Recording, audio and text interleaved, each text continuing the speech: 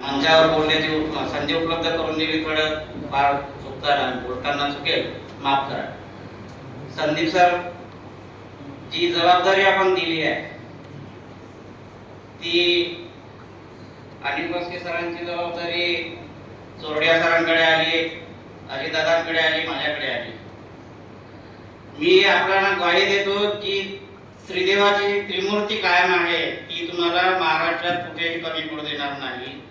परत संघटना मजबूत करताना ज्या काही आम्हाला अनुभव आलेले आहे ते आपले सहकारी आहेत.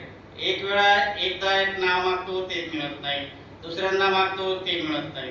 आता हा प्रकार आपल्या संघटनेत खपून घेणार नाही.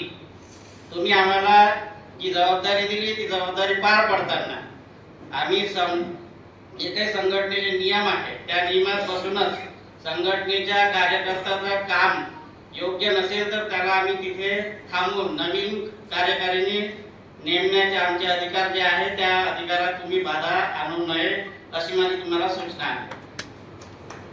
याच्यावर कोणाला जर वाईट वाटत असेल तर माफी मागतोय, कारण ती संघटना मजबूत करायची आहे आणि अनिल बस्के सरांनी जी जबाबदारी दिली ती त्रिमूर्ती म्हणून आम्ही तिघेही यापुढे कायम आपल्या पाठीशी राहणार आहे. आणि संघटनेत आमच्याकडून काही चुका झाल्या तर पदाधिकारी म्हणून किंवा तुम्ही वरिष्ठ म्हणून आमचे कान पकडू शकता.